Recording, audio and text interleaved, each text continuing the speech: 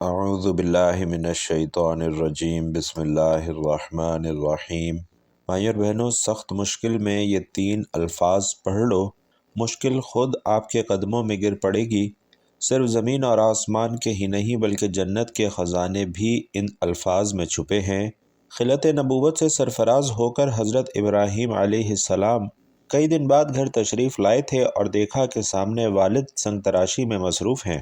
والد نے غضبناک نگاہوں سے بیٹے کو گھورتے ہوئے سوال کیا کہ کہاں سے آ رہے ہو؟ حضرت ابراہیم علیہ السلام نے والد کا سوال نظر انداز کر کے جھک کر ایک تراشیدہ چھوٹا سا بت اٹھایا اور ادب و احترام ملحوظ خاطر رکھتے ہوئے نہایت محبت سے والد سے مخاطب ہوئے۔ قرآن کریم میں باپ بیٹے کا مکالمے کو یوں بیان فرمایا گیا ہے: ابا جان، آپ ایسی چیزوں کو کیوں پوچھتے ہیں جو نہ سنیں اور نہ دیکھیں اور نہ آپ کے کچھ کام آ سکیں؟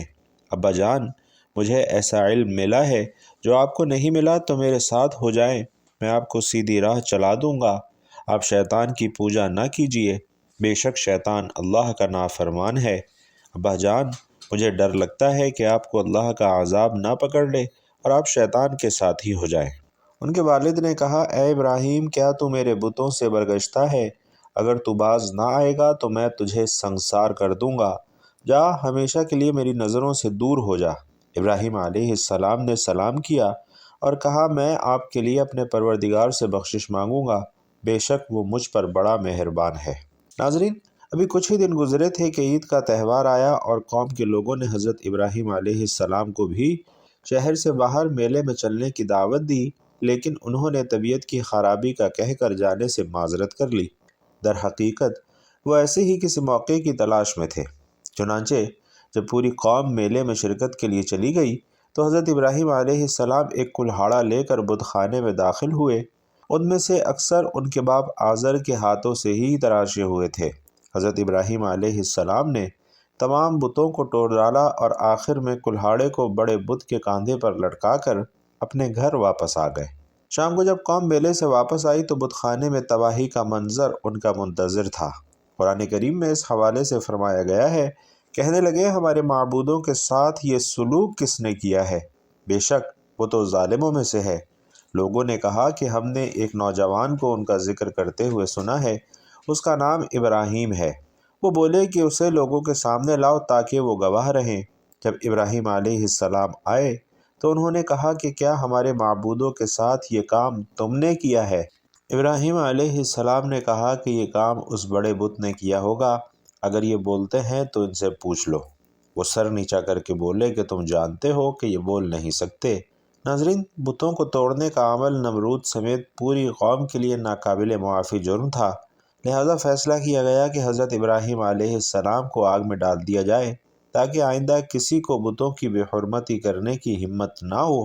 چنانچہ پوری قوم لکڑیاں جمع کرنے کے عمل میں مصروف ہو گئی، یہاں تک کہ اگر کوئی بیمار پڑ جاتا یا کوئی کسی کو کام ہوتا تو وہ منت مانتا کہ اگر مجھے شفا ہو گئی یا میرا کام مکمل ہو گیا تو میں ابراہیم کو جلانے کے لیے لکڑیوں کا گٹھا دوں گا۔ ایک مدت تک قوم لکڑیاں جمع کرتی رہی اور جب لکڑیوں کا پہاڑ کھڑا ہو گیا تو ایک بہت گہری خندق کھودی گئی اور لکڑیوں کے اس ڈھیر کو اس خندق میں ڈال دیا گیا۔ کہتے ہیں کہ بہت گہرائی میں ہونے کے باوجود بھی لکڑیوں کا ڈھیر آسمان سے باتیں کر رہا تھا، اور جس دن لکڑیوں کے ڈھیر میں آگ لگائی جانی تھی اس سے پہلے شیطان نمرود کے دربار میں پہنچا اور بولا: بادشاہ سلامت، جب لکڑیوں کے اس پہاڑ میں آگ لگے گی تو اس کی تپش کی وجہ سے کوئی بھی اس کے قریب نہ جا سکے گا، لہذا آپ ابراہیم کو آگ میں کیسے ڈالیں گے؟ ناظرین، یہ وہ سوال تھا کہ جو نہ نمرود کے کند ذہن میں آیا تھا اور نہ ہی اس کے مشیروں اور مصاحبوں کے۔ شیطان نے جب نمرود کو پریشان دیکھا تو فوراً بولا کہ تم پریشان کیوں ہوتے ہو؟ میں ہوں نا، تم بس ایسا کرو کہ اپنا ایک بہترین شخص میرے حوالے کرو، میں اسے ایک ایسی مشین بنانا سکھا دوں گا جس سے کسی بھی چیز کو کافی دور تک پھینکا جا سکتا ہے۔ چنانچہ قوم میں سے ایک بہترین کاریگر کو تلاش کر کے شیطان کے حوالے کیا گیا۔ علامہ عماد الدین ابن کثیر رحمۃ اللہ علیہ تحریر فرماتے ہیں کہ جو مشین بنائی گئی اسے منجنیق کا نام دیا گیا۔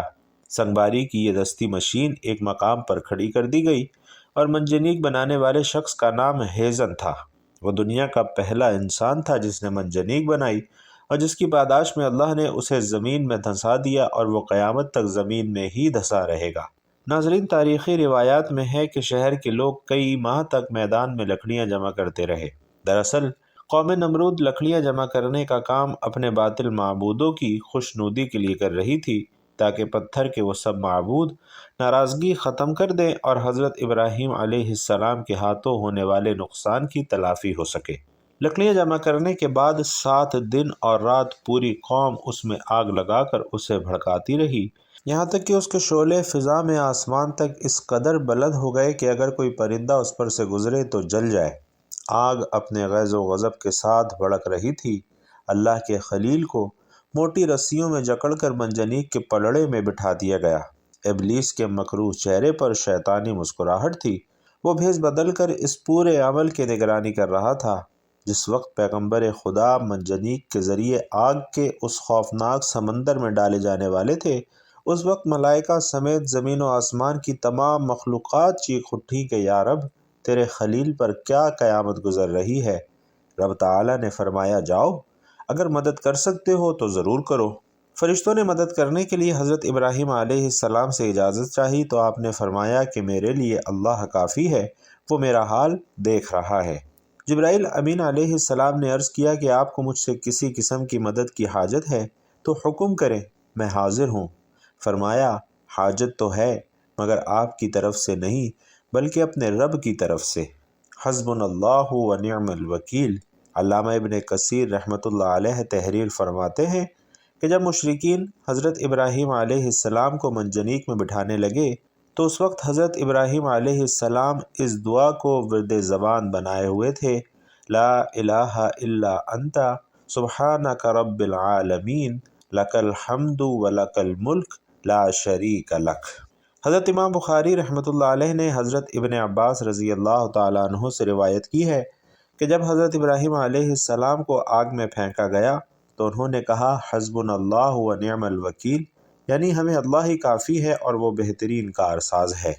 حضرت ابو ہریرہ رضی اللہ تعالیٰ عنہ سے مروی ہے کہ رسول اکرم صلی اللہ علیہ وسلم نے فرمایا، جب حضرت ابراہیم علیہ السلام کو آگ میں ڈالا گیا تو انہوں نے کہا، اے میرے اللہ، تو آسمان میں تنہا ہے اور زمین میں تیری عبادت کرنے والا تنہا ہے۔ ارشاد باری تعالی ہے، اور ہم نے حکم دیا، اے آگ ٹھنڈی پڑ جا اور ابراہیم کے لیے سلامتی والی بن جا۔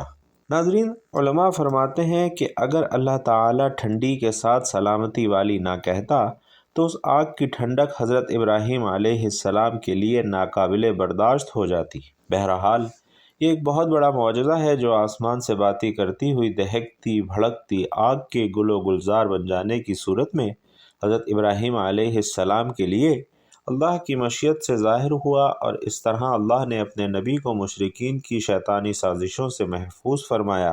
علامہ ابن کثیر رحمۃ اللہ علیہ قصص الانبیاء میں تحریر فرماتے ہیں کہ ابن عباس اور سعید بن مصیب سے مروی ہے کہ جس وقت حضرت ابراہیم علیہ السلام کو آگ کے سپرد کیا جا رہا تھا، اس وقت بارش برسانے والا فرشتہ سخت اضطراب اور پریشانی کے عالم میں کہہ رہا تھا، کب مجھے حکم ملے اور میں موسلا دھار بارش برساؤں، لیکن اللہ کا حکم اس کی سوچ سے بھی زیادہ برق رفتار تھا اور اللہ نے خود ہی آگ کو حکم فرما دیا تھا۔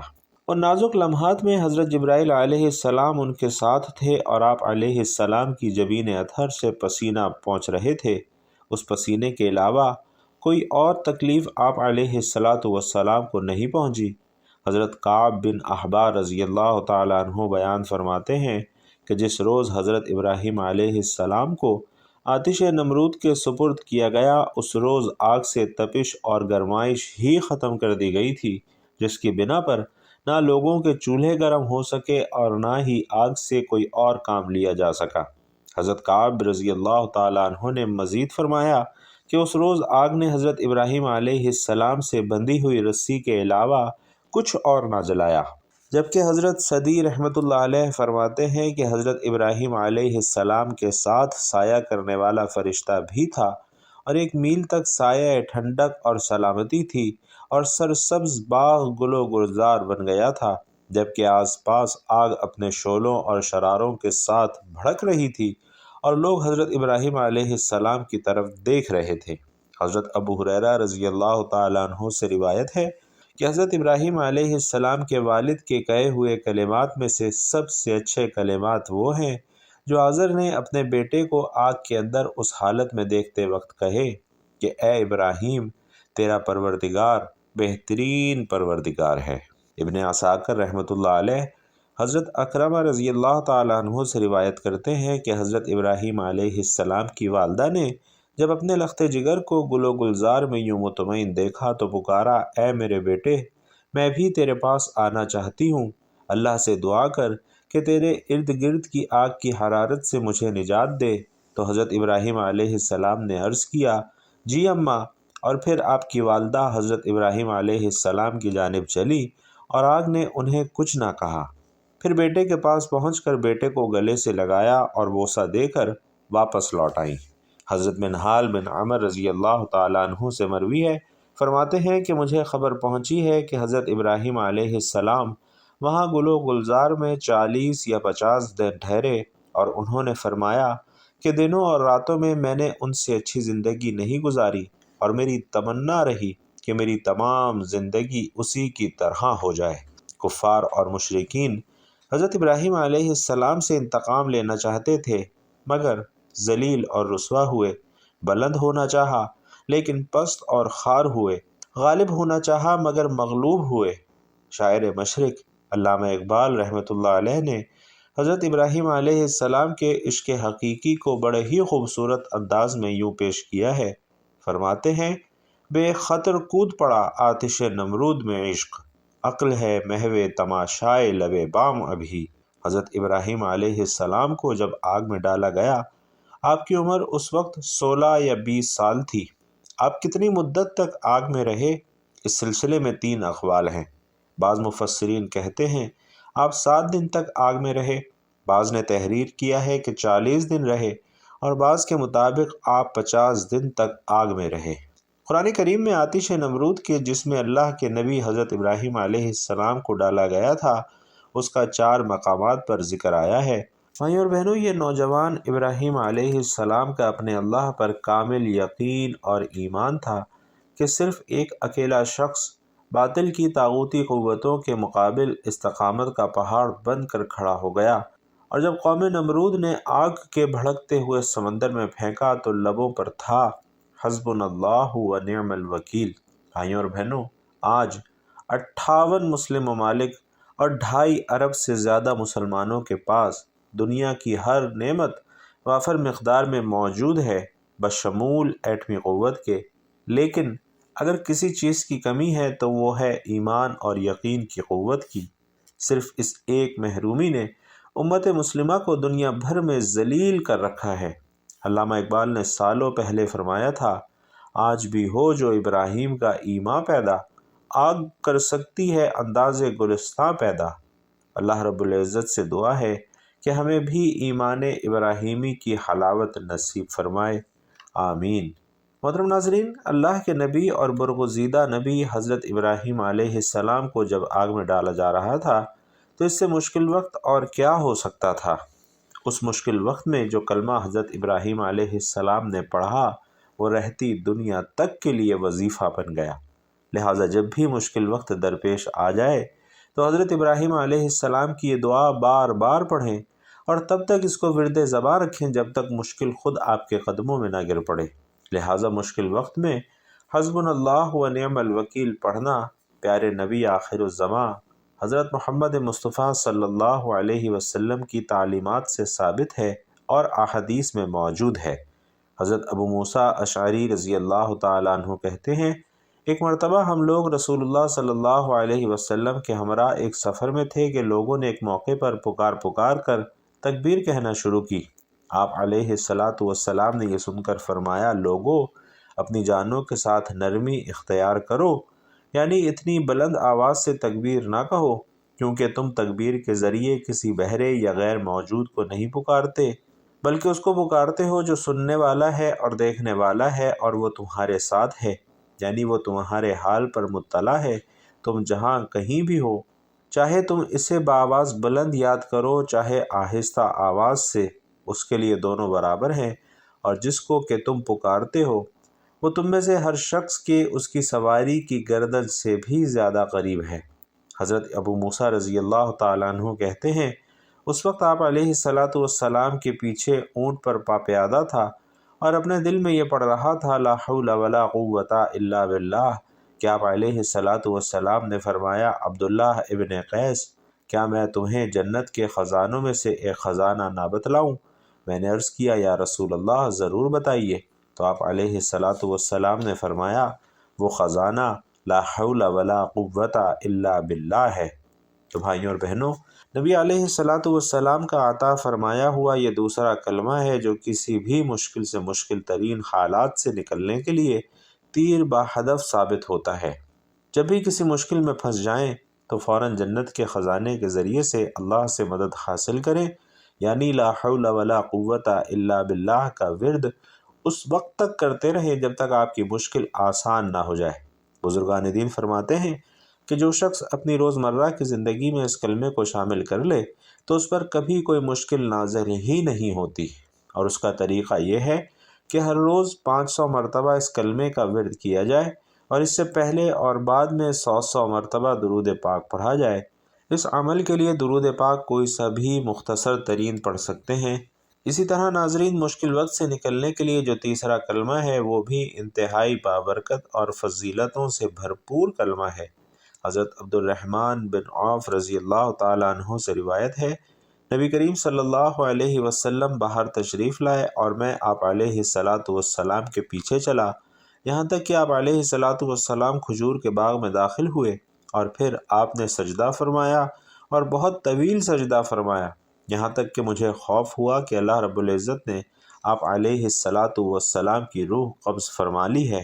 میں نبی کریم صلی اللہ علیہ وسلم کے قریب ہوا تاکہ قریب سے دیکھوں کہ اتنے میں رسول علیہ السلام نے اپنا سر مبارک اٹھایا اور فرمایا بے شک جبرائیل علیہ السلام نے مجھے بتایا کہ کیا میں آپ علیہ السلام کو یہ خوشخبری نہ سنا دوں کہ اللہ تعالیٰ فرماتا ہے کہ جو آپ صلی اللہ علیہ وسلم پر درود بھیجے گا میں اس پر رحمت نازل کروں گا، جو آپ علیہ السلام پر سلام بھیجے گا میں اس پر سلامتی نازل کروں گا۔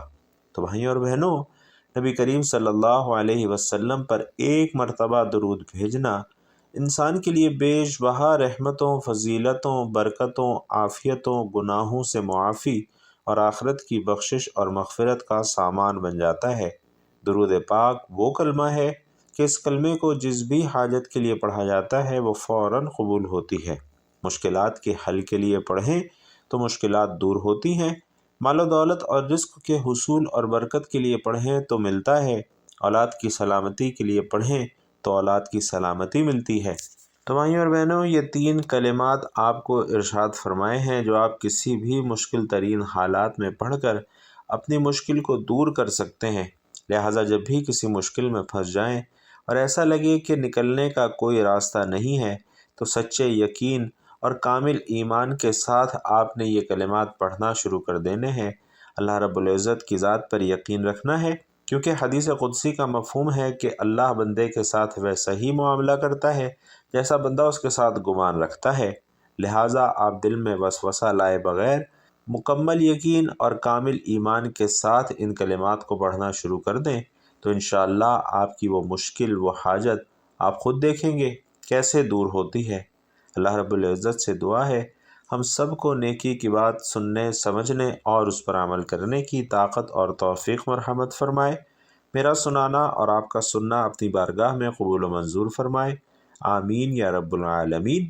بھائیوں اور بہنوں، آخر میں آپ سے گزارش ہے کہ بیان پسند آیا ہو، دین کی یہ باتیں اچھی لگی ہوں تو کمنٹ باکس میں ایک مرتبہ صدق دل سے ہمارے لیے جزاک اللہ ضرور لکھتے جائیے گا۔ اللہ تبارک و تعالی آپ سب کا حامی و ناصر ہو، آمین یا رب العالمین۔